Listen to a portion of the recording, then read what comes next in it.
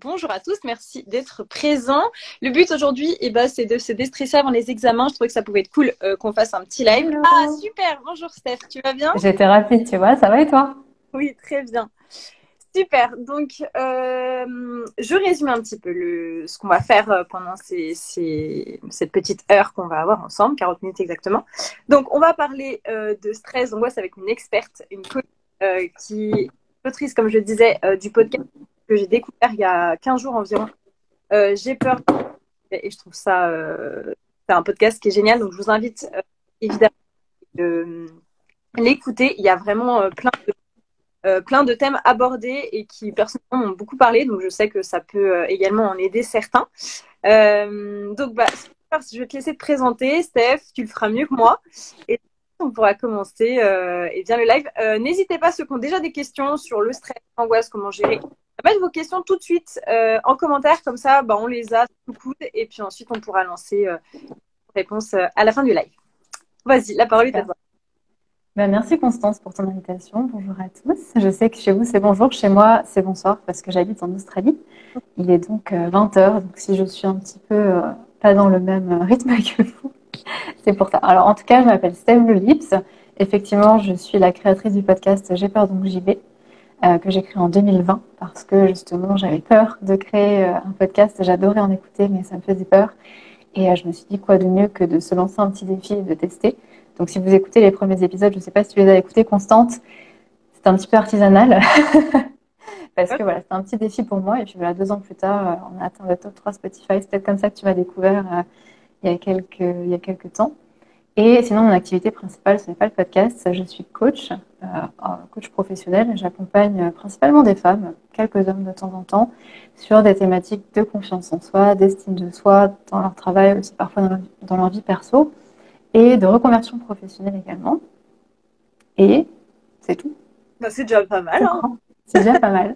C'est déjà bien. Et j'étais étudiante en droit, d'ailleurs aussi, alors il y a longtemps maintenant.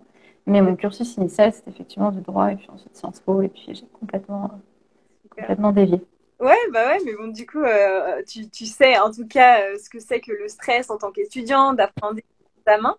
Et justement, je voulais, dans un premier temps, que tu nous parles un petit peu de ce que c'est le stress finalement, le stress qu'on peut ressentir, alors que ce soit à travers des examens, mais aussi des angoisses qu'on peut avoir de manière générale. Est-ce que tu peux nous Mhm. expliquer un peu ce que c'est que ce phénomène qu'on peut ressentir en nous? Ouais. Alors déjà, le stress, c'est important de le savoir, c'est pas une émotion. C'est vraiment un réflexe du corps. C'est une réaction qui est physiologique et psychologique du corps face à une menace, face à un challenge, face à un changement. Euh, des choses qu'on appelle un stresseur, en fait. Hein. Ça peut être un tigre à dents de sable. Oh, je ne sais plus parler. Ça y est, tu vois, il est 20 heures. Un tigre à dents de sabre. Ça peut être un oral qui approche, ça peut être, il y a plein de choses qui peuvent être des facteurs stressants. Par exemple, si vous avez un examen oral et que vos connaissances vont être mises à l'épreuve, donc il y a une incertitude, il y a un challenge, il y a un défi, ou en tout cas c'est perçu comme tel par le cerveau. Parce que parfois il y a des choses qui vont être stressantes pour certaines personnes et pas pour d'autres. Si tu es un politicien, t'exprimer à l'oral devant une foule, ça va absolument pas te stresser, ou en tout cas très très peu. Alors que si tu es un élève qui fait ça quelques fois par an, ça risque de te stresser. Et donc le corps, en fait, va répondre à ce challenge, à ce défi, à cette menace, par tout un ensemble de réactions physiologiques, par exemple. Donc le cœur va commencer à accélérer. Tu vois, je sens que je suis un peu stressée. Mon cœur bat un peu plus fort que d'habitude. On va aussi avoir une libération d'hormones, en fait, dans le corps. De la cortisol, hein, typiquement, mais aussi de l'adrénaline. Donc ça nous permet d'être vif. Nos muscles vont se tendre, on va avoir plus d'énergie, même nos pupilles peuvent se dilater, donc on va avoir une acuité visuelle qui est accrue. Donc en fait, le stress, et j'anticipe un peu sur la suite, il a une utilité puisqu'il nous permet vraiment de mobiliser nos ressources Ok. face à un obstacle. Ouais. Pas forcément quelque chose de négatif qu'il faut tout de suite repousser. Il y a du stress qui est positif pour toi, du coup? Oui, tout à fait. En fait, il y a du stress négatif, effectivement, quand il est trop intense Ouais. ou qu'il est sur la durée. Parce que quand on est stressé tous les jours, ou trop régulièrement, trop intensément, au bout d'un moment, ça va commencer par des migraines, ça va commencer par des tensions musculaires. En fait, au bout de ce chemin-là, il y a des maladies cardiovasculaires, il y a la dépression, clairement, le burn-out, donc c'est pas anodin. Mais en soi, le stress, il n'est pas mauvais. C'est un mécanisme qui est tout à fait naturel et qui est hyper utile en fait. Parce que, alors déjà pour notre survie, je parlais des tigres à dents de sabre, mais en fait c'est exactement ça. Quand on était face à un danger, voilà, on était prêt à se battre ou à fuir. Et le stress nous donne un boost d'énergie. Ouais. Et on est prêt à se défendre en fait tout simplement. Et aujourd'hui encore, alors ça peut nous servir dans des situations de survie. Si tu vois quelqu'un au bout de la rue qui a l'air un peu bizarre ou qui a un couteau dans la main, tout de suite tu vas avoir une bouffée de stress et tu vas être voilà, prête à réagir. Mais en fait, même au quotidien, quand tu as une deadline, bah, ça te booste, voilà, tu as un peu de stress.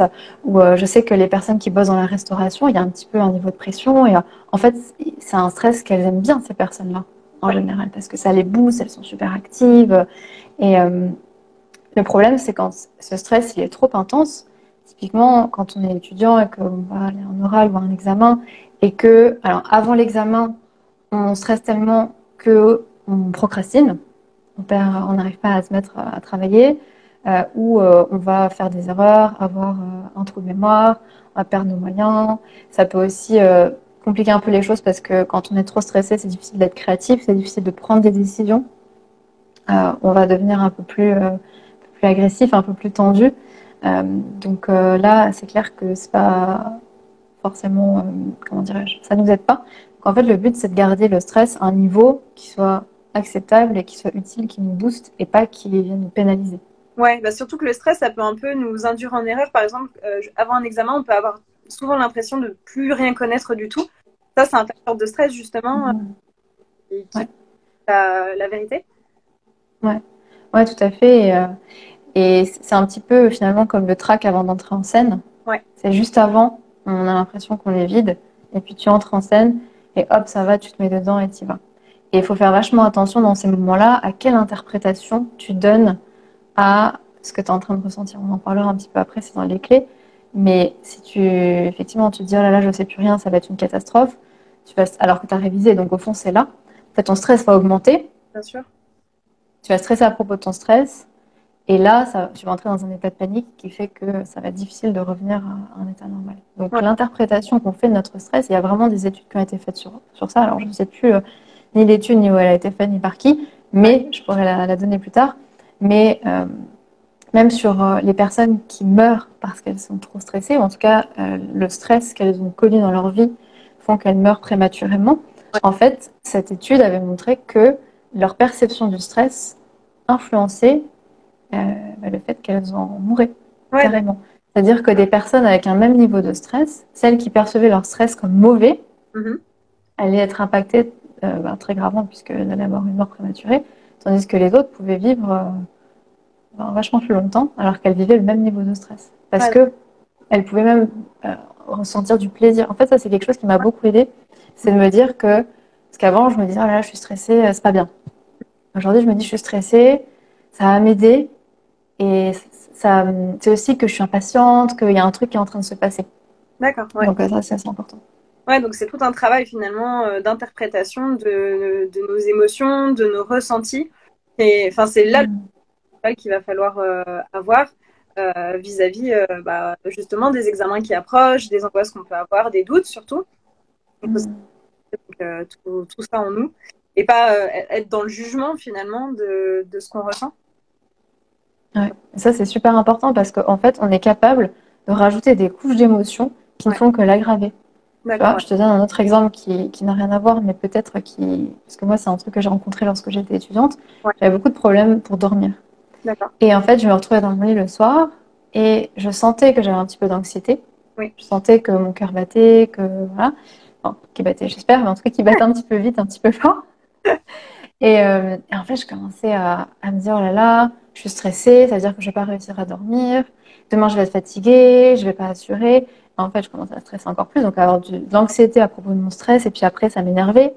Je commençais à avoir de la colère à propos de l'anxiété que j'avais à propos du stress. En fait, les émotions se superposent comme ça, et ça devient de plus en plus difficile de les calmer, en fait. Et le fait d'accepter ce qu'on ressent, c'est vraiment une super bonne étape, parce qu'essayer de vraiment lutter contre nos émotions, c'est jamais...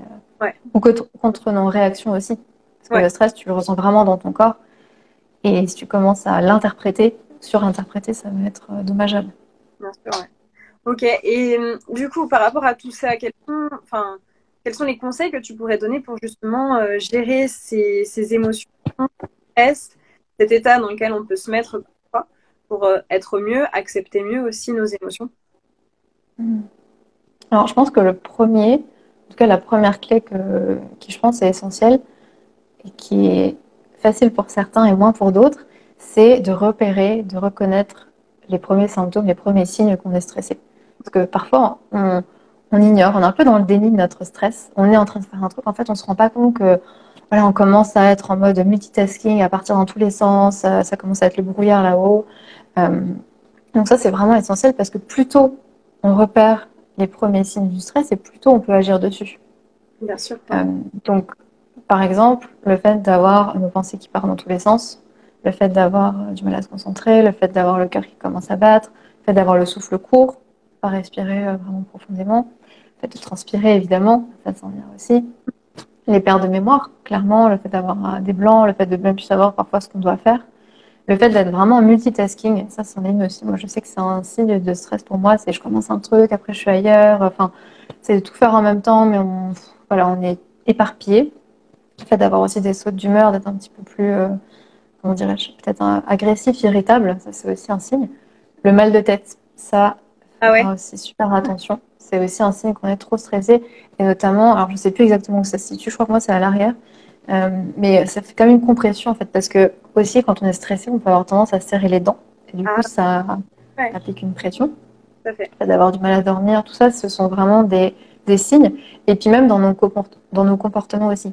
Parce que parfois, lorsqu'on est stressé, on peut avoir tendance à gérer ce stress Ouais, d'une certaine manière. Après, des habitudes, par exemple, je stresse, je vais aller dans le frigo, je vais aller dans le placard pour aller essayer de plus ressentir ça.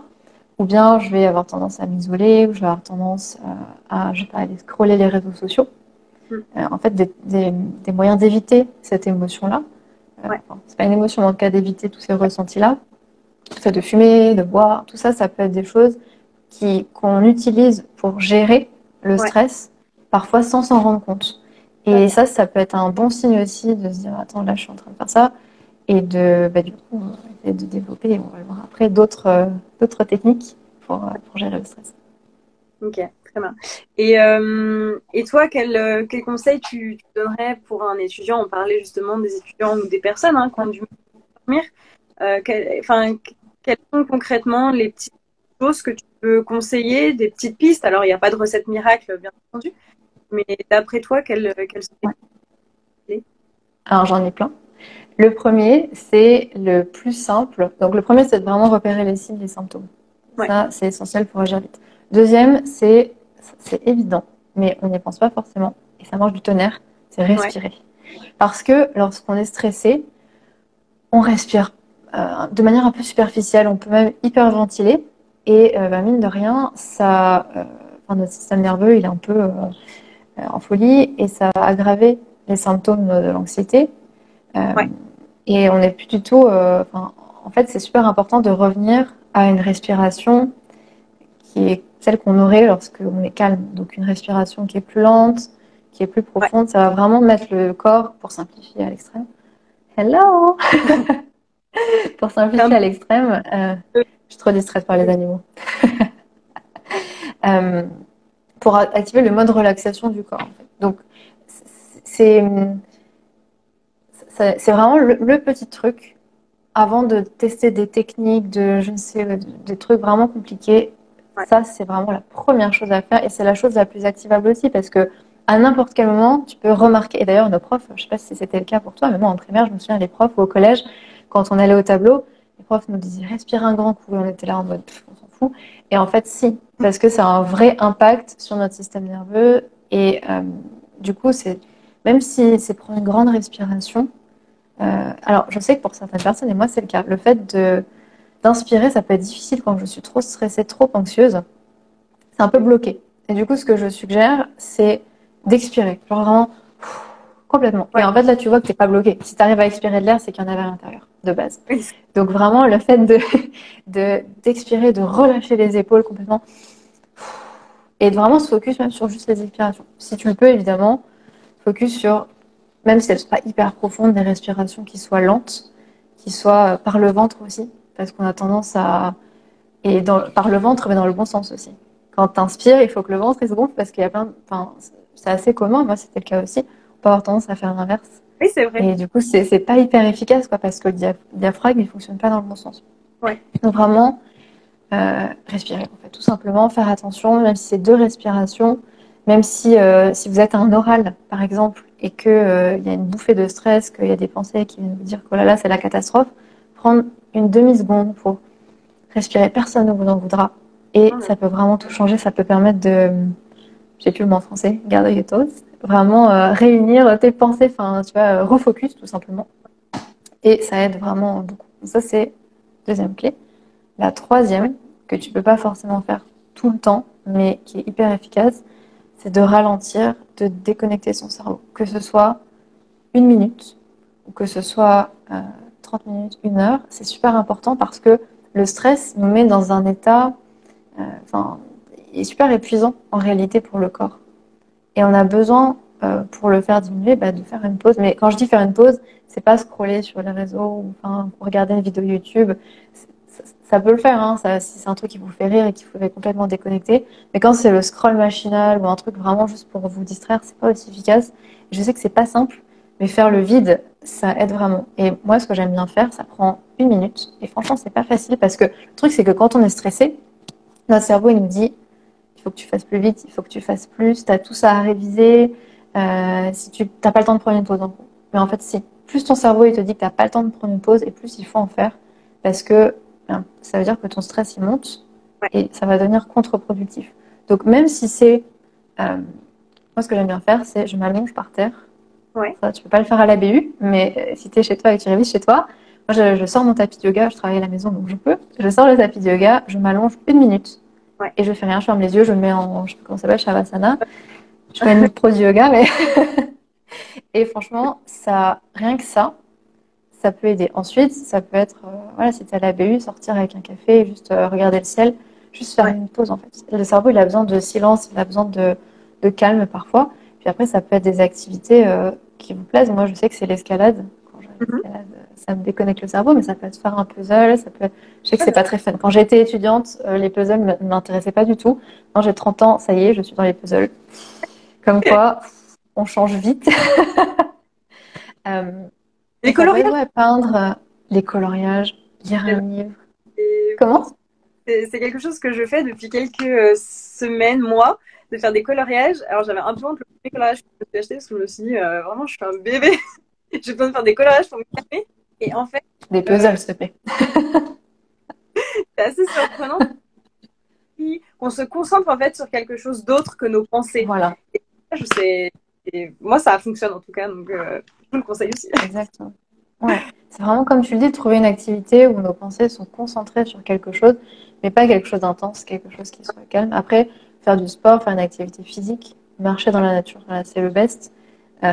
Tout ça, ça aide à reposer un petit peu le cerveau et c'est super important pour gérer son stress. Mais comme dit l'expression de l'Est de la France, comme je disais auparavant, que ce soit 1 minute ou 30 minutes ou 1 heure, l'important c'est de le faire. Parce que quand on est stressé, on a l'impression qu'on n'a pas le temps.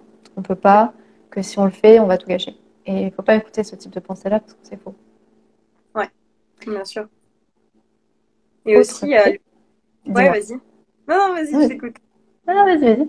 Non, mais c'est aussi important de se concentrer non pas sur le stress même, mais plutôt sur notre bien-être personnel, psychologique, sur le moment où on est peut-être en crise d'angoisse ou en stress. On va se concentrer sur ce qui ne va pas, sur se culpabiliser, comme tu le disais, etc. Alors qu'il faut essayer de penser sur, OK, ça va pas, on le sait. Maintenant, comment faire pour que ça aille mieux? Et justement, la clé sur la respiration, c'est quelque chose que je fais avant de m'endormir. Et c'est un peu un somnifère parce que j'essaye de faire 10 grandes expirations et inspirations, mais très profondes. Et en fait, je sens le cerveau tout se calme, en fait, le cœur, et ça endort, ça fonctionne beaucoup mieux que prendre un médicament ou autre substance pour s'endormir. Totalement. Et ça, je l'avais pas forcément pensé, mais je me souviens que lorsque j'étais étudiante, Ça y allait avec le café, le guronzan. Non, clairement pas. Enfin, ça, ces choses-là, pour le stress, c'est vraiment hyper nocif. Ouais. Donc, clairement, mieux vaut prendre soin justement de son sommeil et de son hygiène de vie, Ouais. parce que ça va avoir un énorme impact sur le stress. Et on sera plus efficace, même si ça peut être, on peut avoir l'impression que quand on est caféiné, ça va être, on va être mieux, mais en fait, un autre invité, en fait, pas forcément.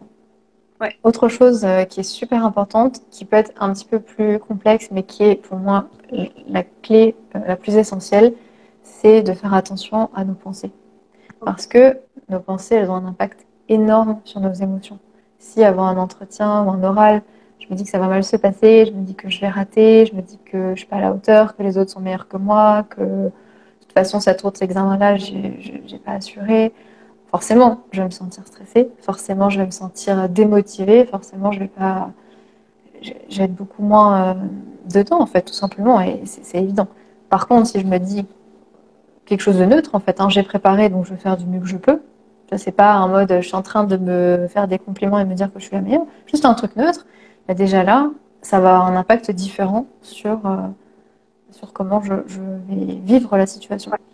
Donc ça, c'est super important de voir que certaines pensées qu'on peut avoir sans même s'en rendre compte, parce qu'on n'est pas toujours à l'écoute de ce qui se passe là-haut, mais certaines pensées, si on y prête de l'attention, peuvent générer du stress, peuvent l'aggraver. Quand on s'inquiète de quelque chose, quand on fait des anticipations négatives sur le fait que ça va mal se passer, que par exemple, on se dévalorise, on se dit qu'on va pas être à la hauteur, que voilà, tout ce type de pensée-là, qu'on n'est pas légitime, par exemple, tout ça, ça va créer de l'angoisse, ça va créer de l'anxiété, du stress.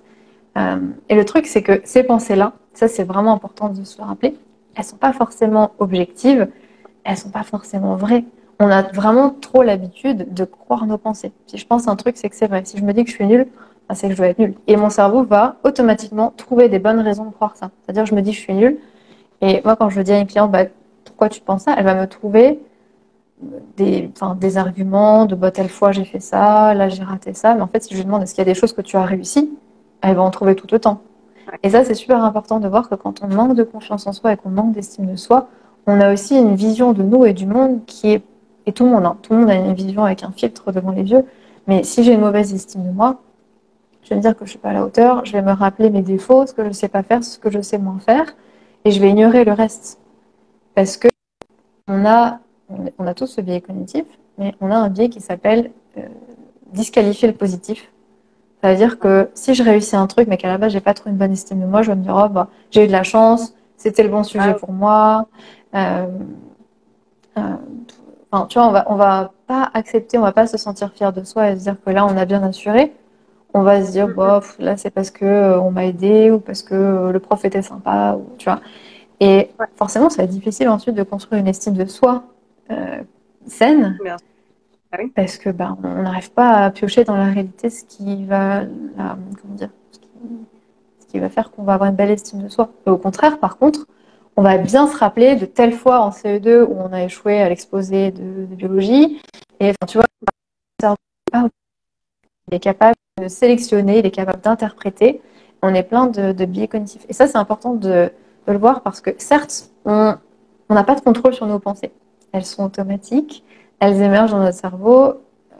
Ça, on ne peut rien y faire. On a beau se dire, j'ai pas envie de penser ça, ça ne marche pas. Par contre, on peut prendre de l'influence, on peut prendre compte, pardon, de l'influence qu'elles ont sur comment je me sens et ce que je fais aussi. Parce que si je commence à me dire, là, je vais échouer, c'est horrible, etc.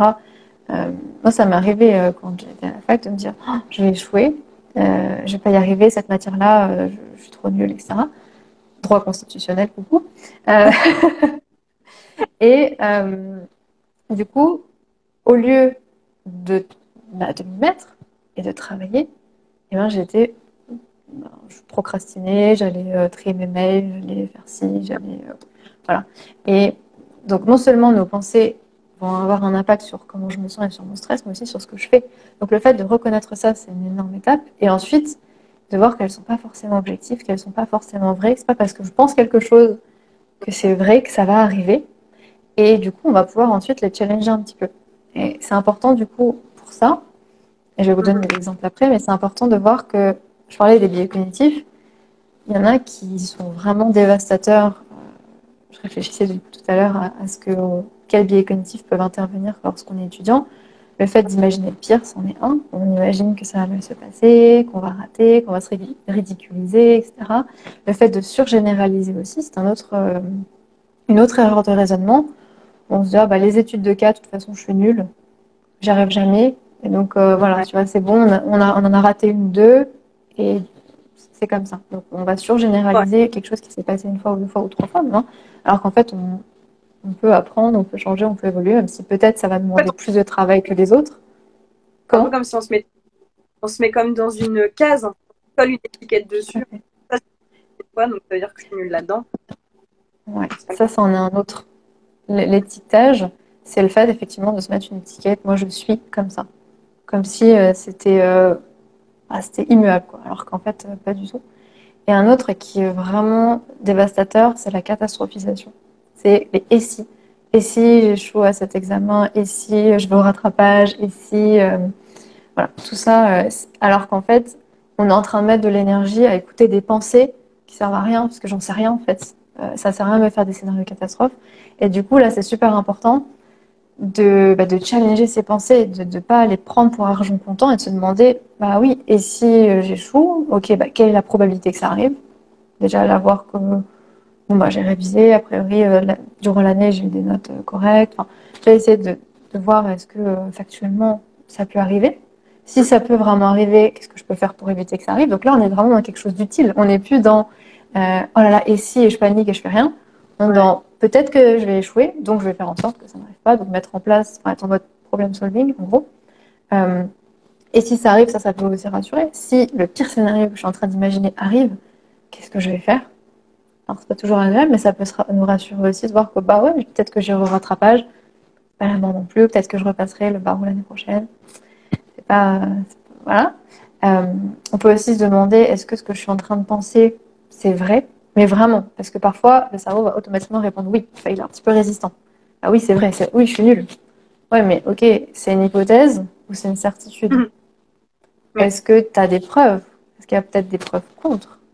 Et là, quand vraiment on creuse, et c'est pas toujours simple parce que c'est un petit peu inconfortable, et je suggère de le faire par écrit aussi, prendre un petit peu de recul par rapport à sa pensée, on se rend compte que c'est pas forcément vrai, c'est pas 100% vrai, et ça permet un petit peu d'être un petit peu plus flexible. Et puis une autre question que j'aime bien, c'est est-ce que c'est utile de penser ça? Est-ce que ça m'aide? Ou est-ce qu'au contraire, ça me paralyse, ou ça m'empêche d'avancer, ou ça m'empêche de réviser? Et souvent, on se rend compte que, je vais donner un exemple. Alors c'est un exemple dans le domaine pro, mais j'ai pas d'exemple qui me vient avec les étudiants, c'est un peu loin du coup. Mais imagine que tu es au travail et que tu es en stage et tu as fait une erreur.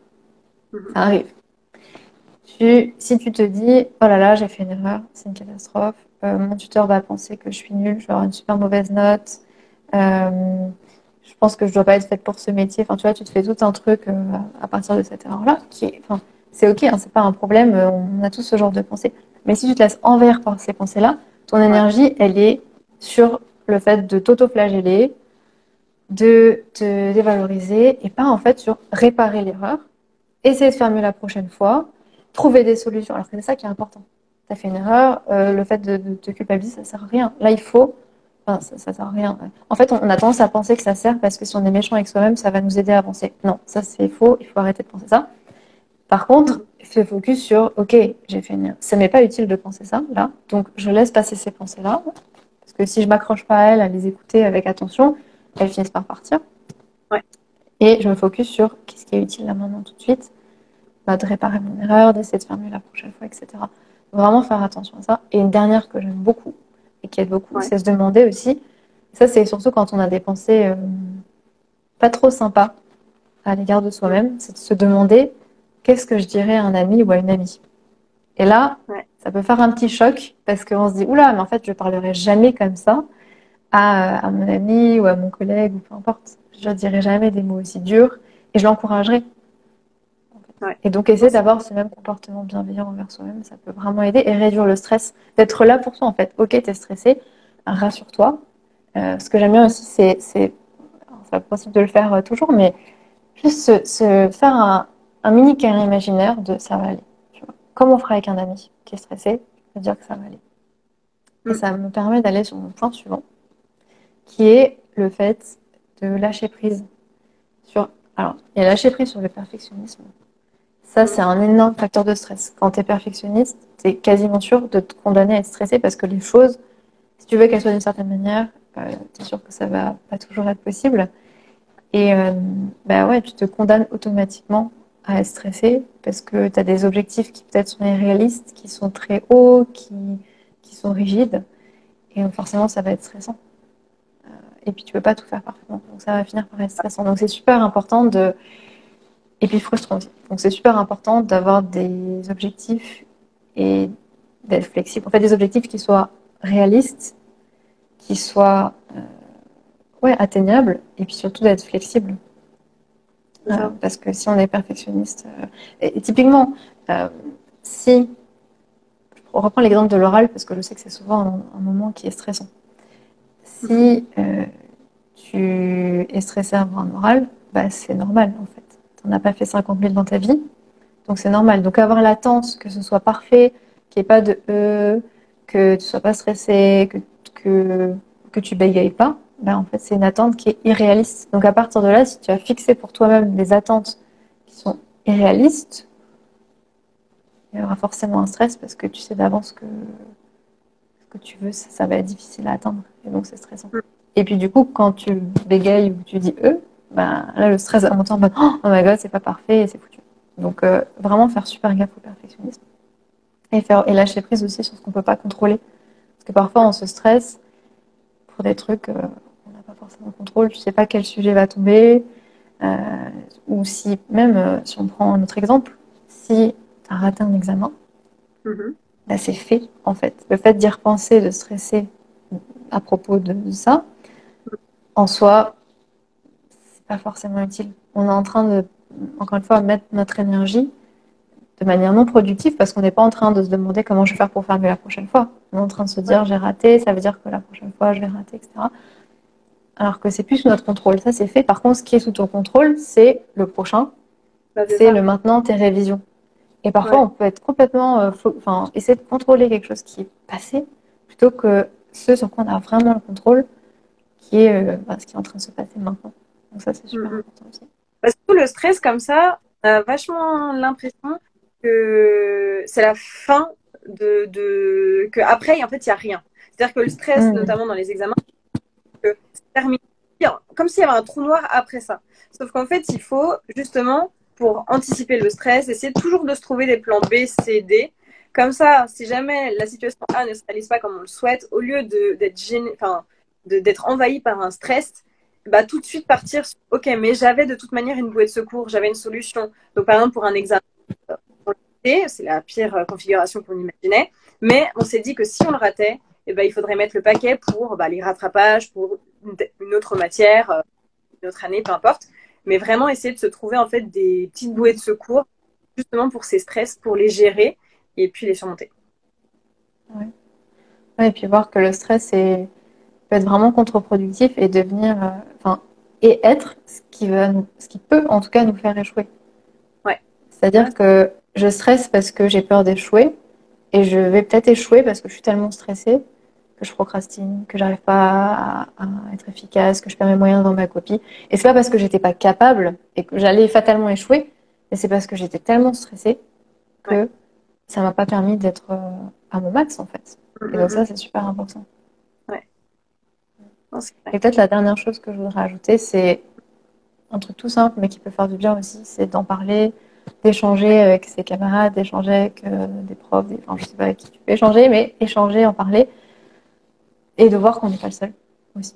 Parce que parfois, on peut se sentir un peu... Alors, je me rappelle pas qu'en fac de droit, c'était le cas. Je sais que c'est assez... Ça peut être compétitif, mais à certains moments, on peut aussi être vachement en groupe. Et donc, de ne pas hésiter à en parler, partager, et voir que, ok, on est tous dans le même bateau et que ça va aller. Ouais. Non, c'est vrai que quand on est en situation de stress, on peut s'isoler. Personnellement, en ayant l'impression qu'on est vraiment la seule personne dans cette situation et que d'autres peut ressentir ce qu'on ressent. Effectivement, quand on commence à libérer un peu de parole, on se rend compte qu'en fait, on est tous stressés. Et la preuve en est que on fait ce live sur le stress et qu'actuellement, il y a 17 personnes qui sont connectées. C'est qu'il y a potentiellement 17 personnes qui sont sujets au stress et qu'on n'est pas tout.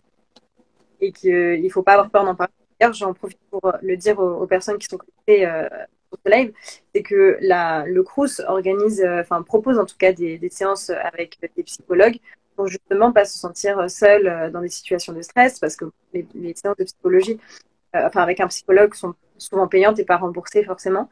Donc justement, la faculté propose des séances de psy gratuites où vous pouvez être accompagné, en tout cas en parler avec un professionnel et pas vous sentir seul.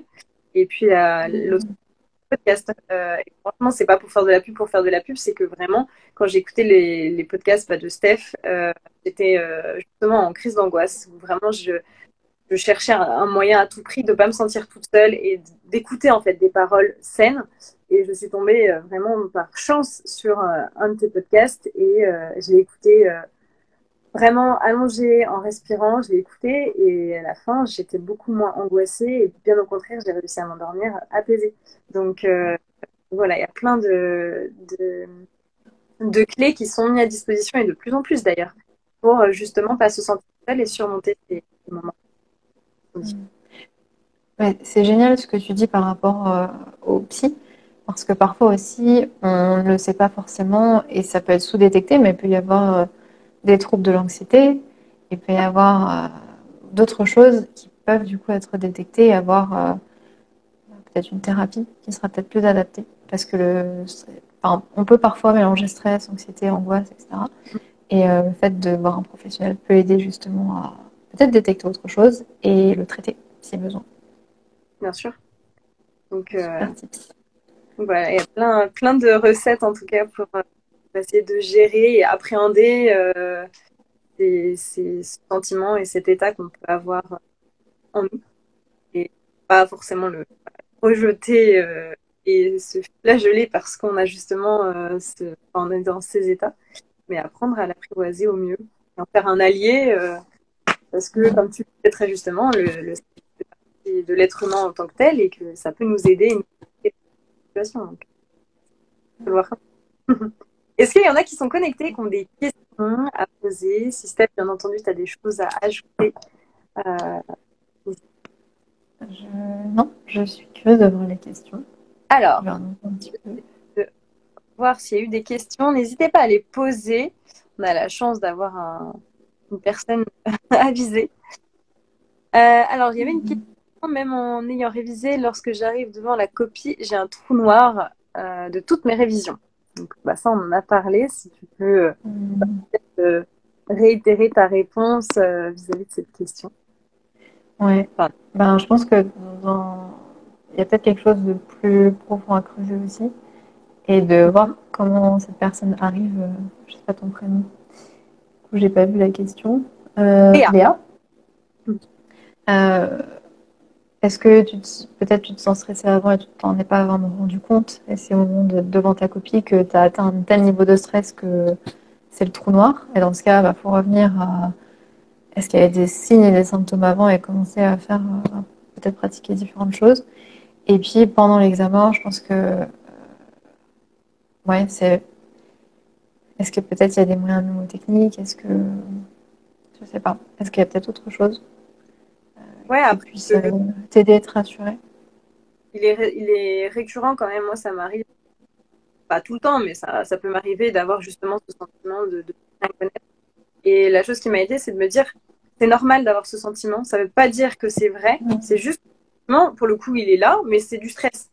Donc, pas à trouver finalement les notions du cours, mais cherche juste à balayer ce stress et te dire que c'est normal d'être dans cette état à durer, peut-être 3-4 minutes, mais en fait ça va revenir parce que ton cerveau, il n'a pas effacé toutes tes heures de travail. Si tu as travaillé, ton cerveau, il n'est pas, je veux dire, sauf si tu es en train de faire un AVC ou tu es en train de mourir, ton cerveau, il est toujours en train de fonctionner.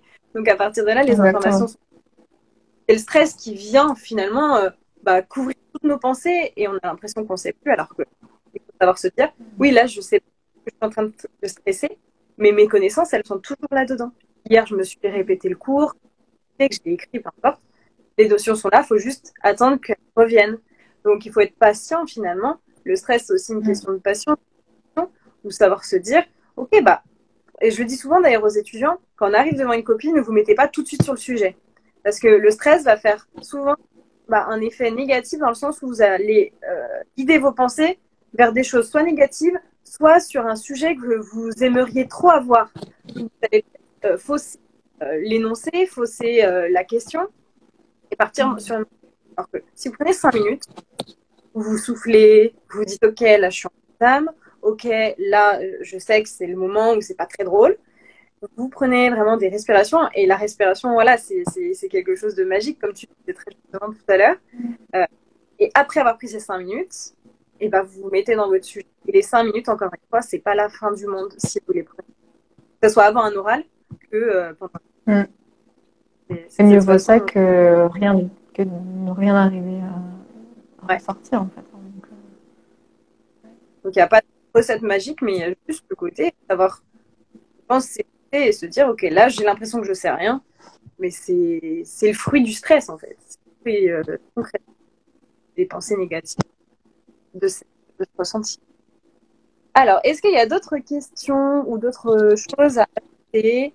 Il n'y a pas énormément de questions, j'ai l'impression. C'est que ton exposé a été très complet, Steph.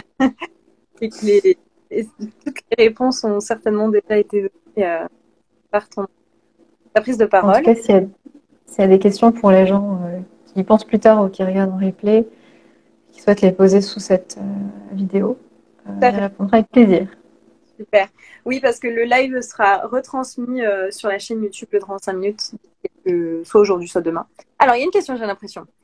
Pour ma part, je n'arrive jamais à faire le premier pas pour commencer à travailler, par exemple. J'ai un énorme blocage et je baisse les bras avant même de commencer. C'est intéressant.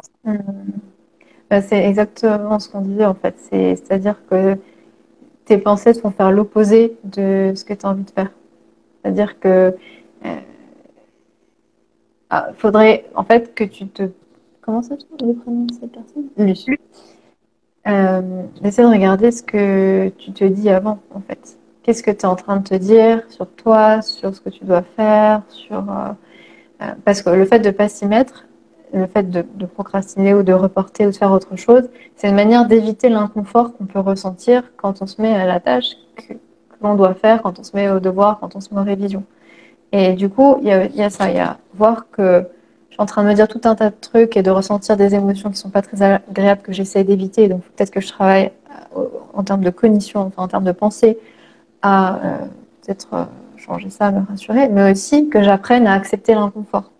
C'est ça. Parce que, et ça peut être par petites touches, mais voir que ce comportement, tu essayes d'éviter une sensation désagréable, une émotion désagréable. C'est ce que je disais tout à l'heure par rapport au fait d'aller dans le placard.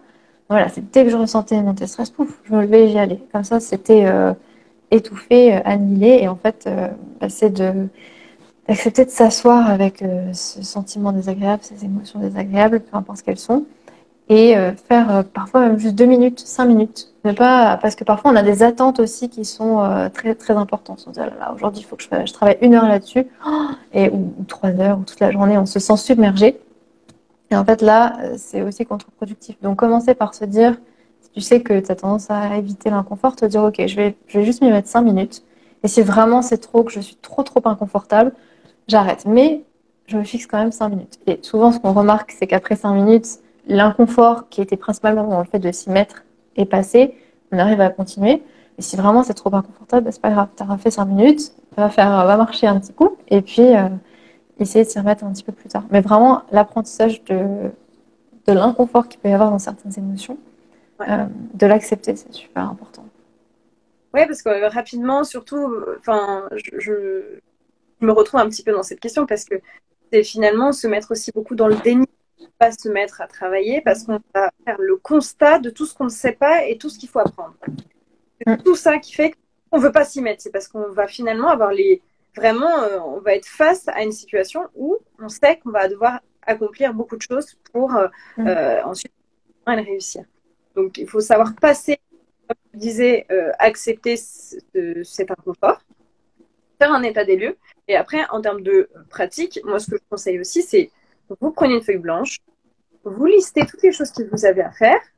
Avant de vous mettre dans la situation d'inconfort, listez déjà. Comme ça, vous avez bien les choses de façon claire. Parce que, encore une fois, quand on est stressé par ce qui va se passer, tout est mélangé dans notre cerveau. On a l'impression qu'on a 1000 trucs à faire. Finalement, on a 5 choses. Il suffit bien de les lister. Comme ça, déjà, on cadre un petit peu l'émotion. Et ensuite, avec ces listes-là, moi, ce que je conseille encore une fois pour les étudiants, c'est de faire votre emploi du temps autour de vos pauses, autour des moments qui sont cool. Comme ça, votre cerveau, déjà, vous le mettez dans un dynamisme rassurant. Parce que le stress, principalement aussi, je trouve, c'est qu'il a peur des heures qu'il va passer. Il a peur du temps qu'il va passer seul face à des exercices, à des choses difficiles d'apprendre, etc. Alors que c'est un mood, ok, j'ai une pause dans 2 heures, ok, ce midi, je vais manger avec machin, et cet après-midi, je vais au cinéma. C'est rassurant, parce que dans chaque étape de révision, vous avez finalement, c'est un peu une carotte, mais vous avez quelque chose de rassurant qui t'attend, et c'est une récompense, et pour votre cerveau et vous-même, ça vous fait du bien. Donc, ça, je sais que ça peut aider. Et si je peux ajouter quelque chose par rapport à la question de Luz, ça y est, je l'ai fait à l'espagnol. Luz, c'est que je vous fais toutes les langues ce soir, enfin aujourd'hui. C'est aussi peut-être de travailler au niveau de la peur de l'échec. Parce que parfois, au fond du fond, on a peur d'échouer et du coup, si on s'y met pas et qu'on échoue, bah, c'est normal puisqu'on n'aura pas révisé de toute façon. Donc voilà. Et puis si on y arrive, bah, tant mieux, c'est chouette. Mais parfois, on a tellement peur d'échouer au fond qu'on ne s'y met pas, on s'auto-sabote parce que aussi on a peur de ce qu'on ressentira ou de ce qu'on se dira sur soi si on échoue. De quel impact ça pourra avoir sur notre estime de nous. Et c'est super important dans ces moments-là de aussi faire attention à ce comportement d'évitement parce que ça continue de renforcer une mauvaise estime de soi. Parce que en fait, tant que je me laisse pas la possibilité d'échouer, je peux pas voir que même si j'échoue, ça veut rien dire sur moi et que je peux quand même réussir ou que d'ailleurs je peux juste tout simplement réussir. Le fait de jamais prendre de risques ou d'éviter l'échec ne m'aide pas et c'est super important de prendre le risque d'échouer pour se permettre de voir que en fait, ça va, on gère. C'est ça. C'est super important. Ça nous définira pas en tant que personne ou individu, mais ça fait des étapes de la vie. Oui, parce qu'à trop éviter l'échec, on échoue au final. C'est le même résultat. Donc, tout à fait. Bon, bah chouette. Est-ce qu'il y a d'autres questions je regarde un petit peu s'il y a eu d'autres choses qui ont été écrites. J'ai pas l'impression. Ok. Bon, bah, j'ai l'impression que le live a bien fonctionné, en tout cas que les étudiants étaient réceptifs. Je te remercie vraiment, Steph, d'avoir pris le temps. Merci à toi, Constant. C'est très important et surtout, on est vraiment en période de révision actuellement. Donc c'était important pour moi de proposer ce live et surtout avec toi tu m'as aidé sans le savoir finalement avec ton podcast. Donc c'est toute la magie des réseaux quand même, je trouve. Et j'étais très très contente de le faire avec toi. Alors il y a Luce qui fait juste une petite un ajout. Je suis pour mes proches, je ressens une sorte de pression qui ne me donne pas forcément. J'ai toujours l'impression. Ouais, ça c'est vraiment le syndrome de l'imposteur. J'ai une personne une fois qui était dans une entreprise, qui est dans la vie active et qui avait un chouette poste. Et en fait, les personnes dans l'entreprise croyaient vachement en elle, voulaient lui donner des responsabilités. Et pour elle, elle était pas du tout à la hauteur, alors qu'en fait, elle était brillante. Mais elle se voyait pas du tout comme ça. Et du coup, elle a quitté l'entreprise. Elle a démissionné à cause de cette pression qu'elle ressentait, alors qu'en fait, elle était tout à fait capable, etc. Mais tellement elle avait elle-même une mauvaise estime d'elle. Et là encore, ce que je te propose, Luz, c'est de regarder un peu du côté de l'estime de soi. Il y a un podcast, un épisode du podcast sur cette question, mais c'est, encore une fois, de ne pas écouter tes pensées. Parce que toi, tu as l'impression qu'ils te surestiment, que c'est vrai, peut-être qu'en fait, ils ont un regard plus objectif que toi sur la situation, et peut-être que tu n'as pas une estime de toi qui est qui est peut-être un petit peu faible. Et du coup, ton cerveau, il va filtrer et te dire, ben non, tu vois, on parlait de disqualifier le positif, ça peut être ça. Ben non, on surestime. Tu vois, le cerveau va toujours trouver des bonnes raisons de. Donc peut-être aller voir de ce côté-là aussi, ne pas croire tes pensées. Tout à fait. Merci beaucoup, Voilà. Constance. Allez. Merci à tous. Et puis, à bientôt. Au revoir.